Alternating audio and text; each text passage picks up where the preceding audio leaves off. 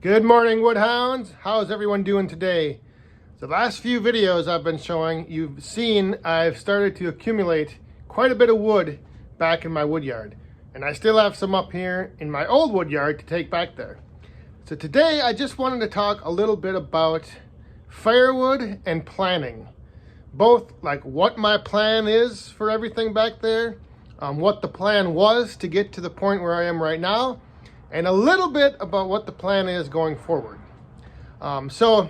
There's always those, when you think of having a plan, like today, I have a plan for what I'm gonna do today. But when it comes to thinking about firewood, you need a plan for the future. Like you need to be thinking and always planning ahead.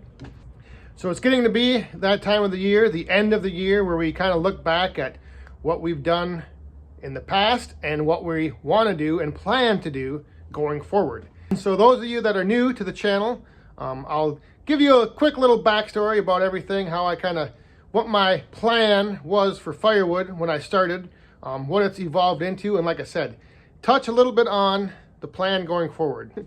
So the first thing on my plan for today is to fill up the roadside stand. But first I got to start the tractor up. And interesting enough, the other day I came out here, it was pretty cold. It was like 9 degrees, I think our overnight low was. So I was a little nervous, and I got on the tractor and I went to start it up, and it was, I let the glow plug cycle go through or whatever it is, and I turned the key and nothing happened. I was like, oh no, what is going on? Like tried it again, let the cycle go through, turned the key, nothing. Tried it 4 or 5 times, nothing. Not even, the engine wouldn't even turn over. The battery wasn't dead because all the lights and everything were coming on just fine. So went in and gave Woodhound Senior a call and talked to him a little bit, trying to see if there was anything he might know about cold starting tractors. And then I went to my good friend Google and started reading about the Coyote tractors and the safety shutoff feature on the seat. When it gets cold, it doesn't always engage or disengage, whatever it is. So anyway, I read on a forum about people having issues with the safety shutoff feature on the seat. So on these tractors, if when you get off the seat, if you're off for over, I think, 2 seconds, the engine will shut off. So when it gets cold, apparently that feature is hard to engage, so it doesn't shut off. So I came out here and I tried it, and I basically had to pull myself down with these side handles here. I had to pull myself down into the seat to get the tractor to start. All right, so let's try that again. Pull myself down. There we go. All right, so as we're letting Khaleesi warm up, I'll show you guys the first step in my plan for the day right here. So this is all the wood that I have left up here for the roadside stand. This is all oak that I split a little over a year and a half ago or so. So what I do when I fill up the roadside stand is I will kind of go through and pick out like some of the odd shaped pieces, and then all the bark that's come off. I save all that and I burn that myself. So this wood is going to get taken up to the roadside stand. Like I said, that's the first part of the plan for today.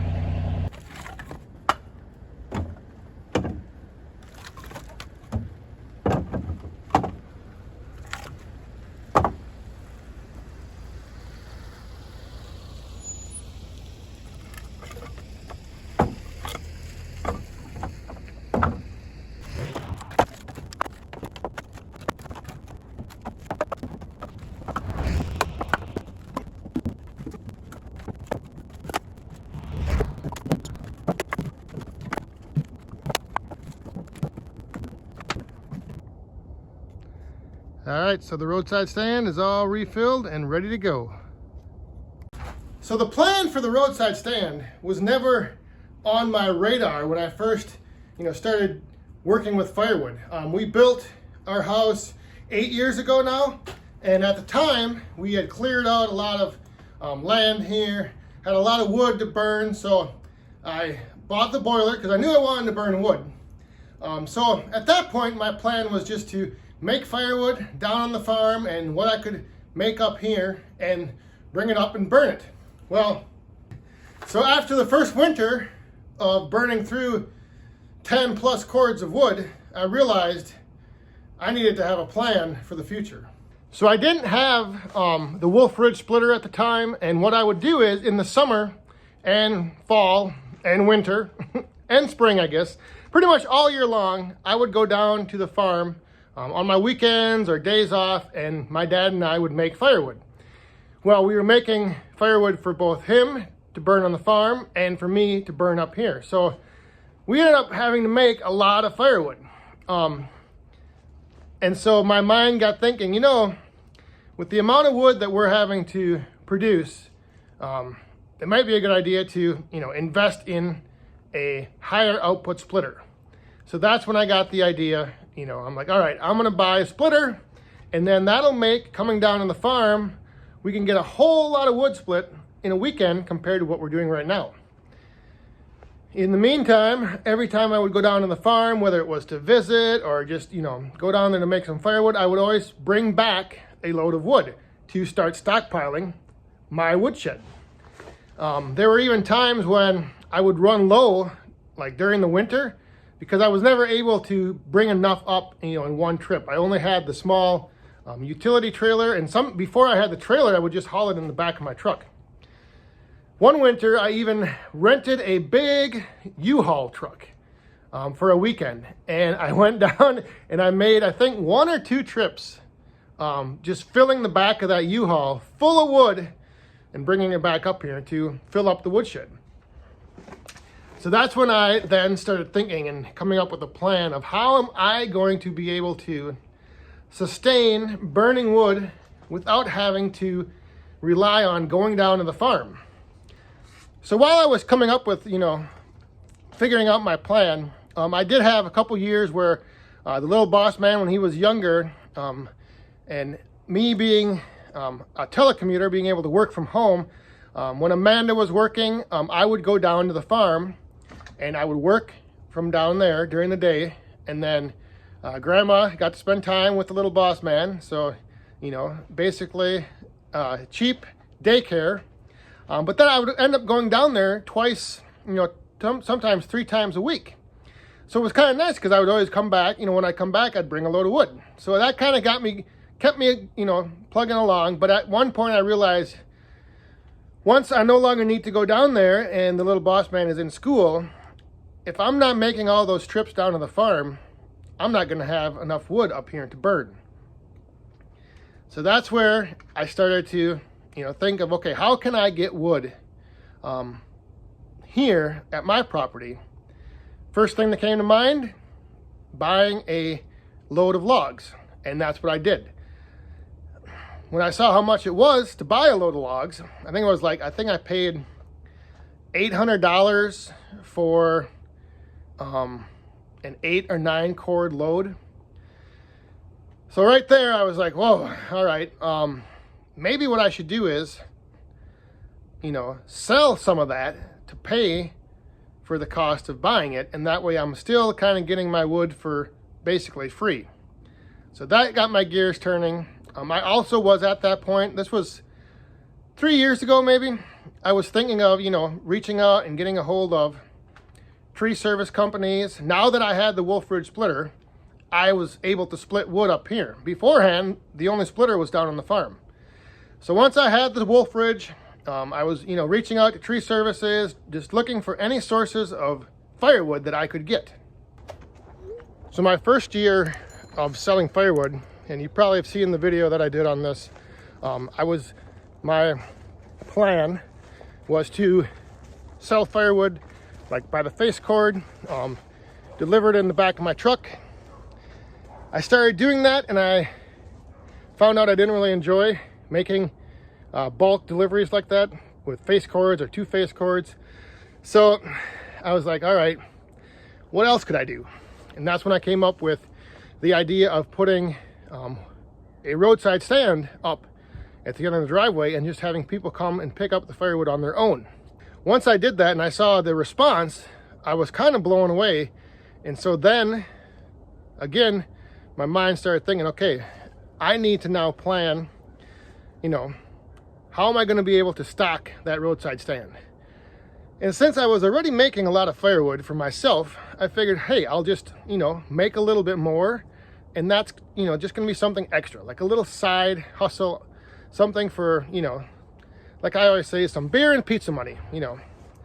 But over the last year, that roadside stand has gradually been increasing in the demand of wood that's needed to keep it filled. So again, adjustment of plans. Now I was thinking ahead to where, all right, I need to not only get enough wood for myself to burn, but I need to be able to stockpile that roadside stand throughout the year.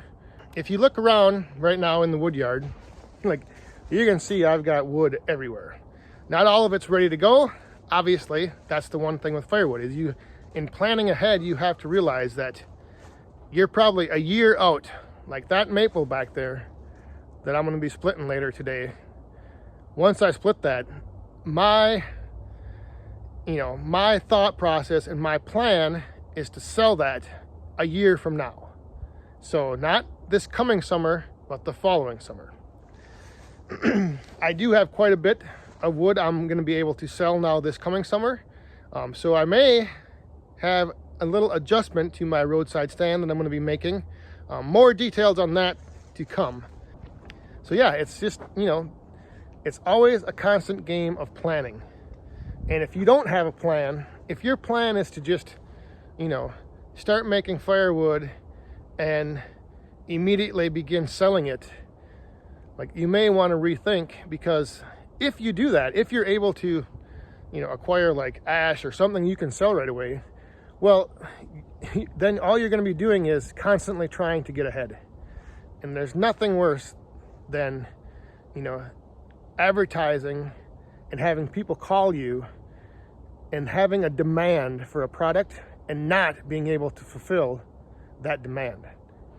You know, it doesn't do you any good to put up an ad on Facebook and have 15 people get a hold of you, but you can only deliver wood to 2 of them. Like, what's going to happen? Those other 13 people, they're going to look somewhere else. They're going to find another supplier, and guess what? The next time they want wood, they're calling them, not you. So there you go. Just a quick little video today, kind of just outline, you know, as we close out this year. You know, I was just starting to look back and realize that now, you know, I'm in a position right now where I don't think I'm going to need to go down to the farm this year and get any more firewood. Maybe once or twice, but for sure next year now, I'm set up to where I think I have plenty of wood on hand that I don't have to pull from the supply on the farm. I don't have to, you know, go down there and haul it up here. So I've planned that out over the past couple years to get to this point. And let me tell you, it's kind of a good feeling to be able to, you know, have a plan, put it in motion, and then achieve that goal. The other thing is, now that I'm starting to, you know, build up a nice inventory of recreational wood, I have some other plans that I have in the works. So now the plan is, I'm going to load up some of those maple rounds, bring them over here to this pile, and start splitting it up for some beautiful recreational wood to go into someone's fire pit next fall. So thanks for watching. We'll see you guys next time. Stay safe, have fun, and be cool.